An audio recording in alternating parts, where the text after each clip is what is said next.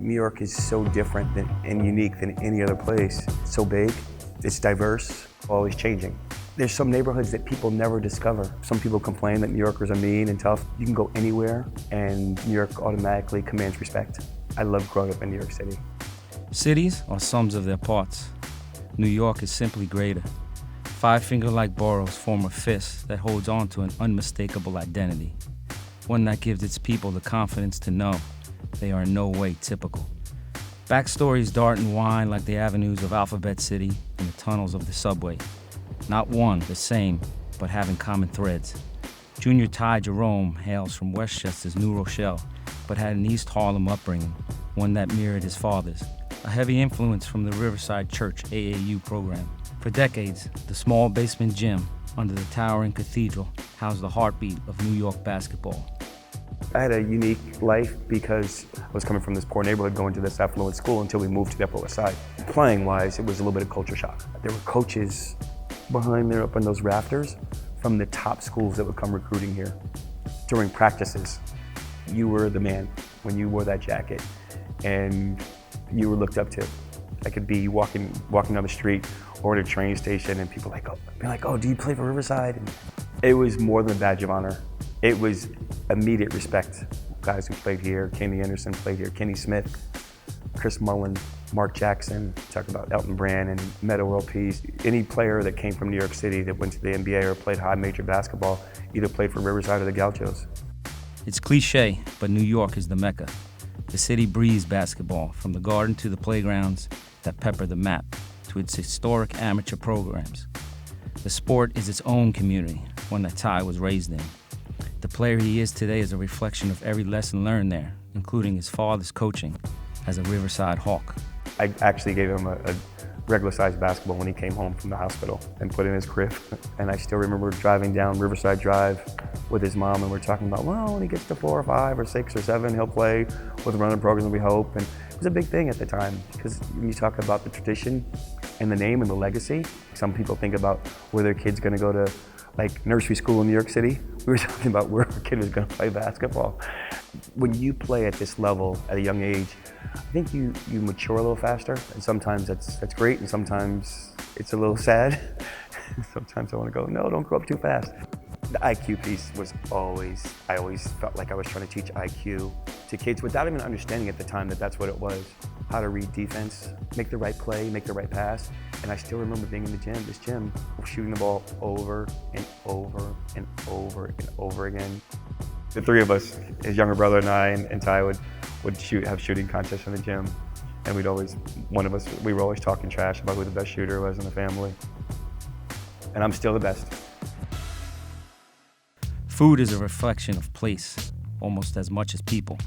Straight through Harlem, past the Bronx, a town over from New Rochelle, is where you'll find the Odyssey, a diner whose menu is as diverse as the communities it serves.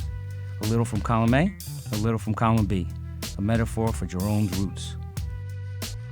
You know, when you first came to Illinois, your first couple of games, it was like, everyone said, you gotta see this kid, Ty Jerome, Ty Jerome. You were hitting like deeper shots, big shots, and everyone's like, this kid's special. How tall were you as a freshman? 5'10", 5'9". 5'9", maybe. And you could still be new one-on-one, all right?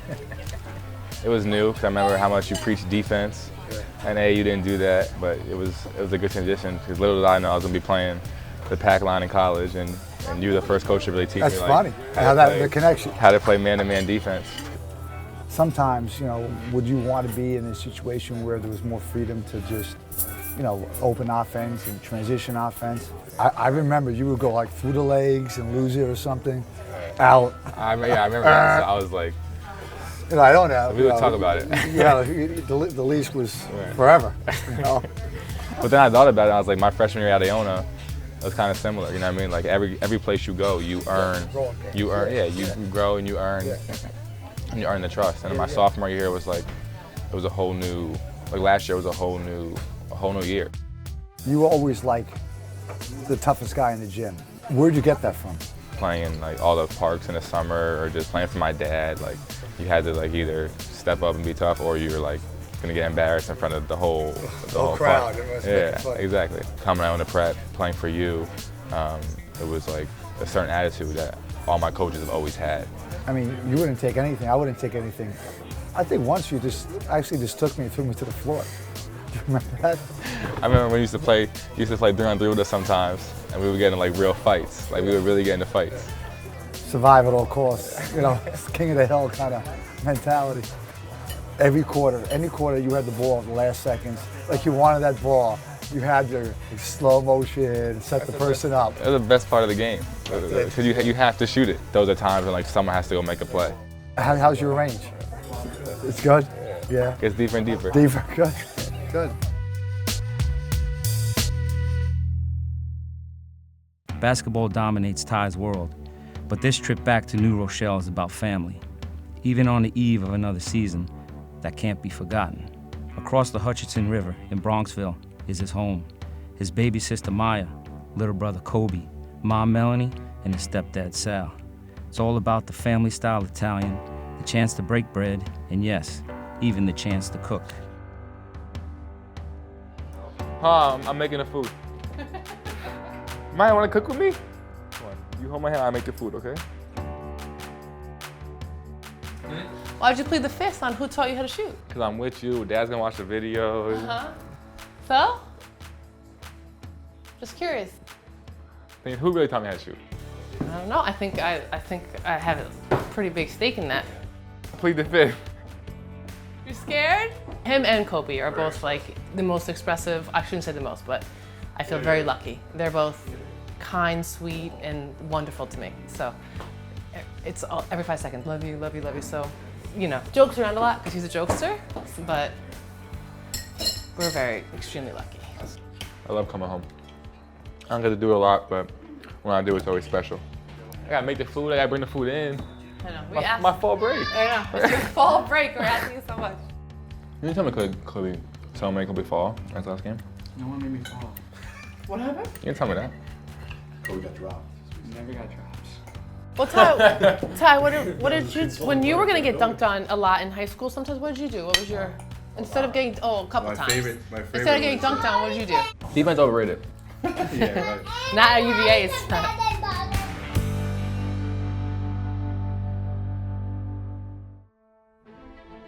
Thomas Wolfe said one belongs to New York instantly. The city can be hard, it can be unforgiving, ruthless, cruel, or it can be transformative. Those countless distinctive neighborhoods separated only by cross streets like building blocks of experience. They're parts of Ty Jerome's story, but they don't define him. The strength to thrive there, the courage to leave, and that's led him to Virginia. Just thinking about how he grew and when he'd fall asleep at night. As a young kid, I could pick him up and carry him and bring him to his bed. And every year, him growing and he becoming more heavy in my arms. And at some point, he became my height. People kept saying, oh, he'll never be able to play at the next level. He's not big enough, he's not fast enough. Watching him walk in the gym with his shoulders standing up high and hitting big shots against guys who were faster, and other coaches screaming, why can't you stop him? Were definitely some great memories. And I'll just say off the record, sometimes I have to pinch myself. Like I really do. I'll be watching him. What, my kid? It's fun watching him play. Ty Jerome, point guard, New York.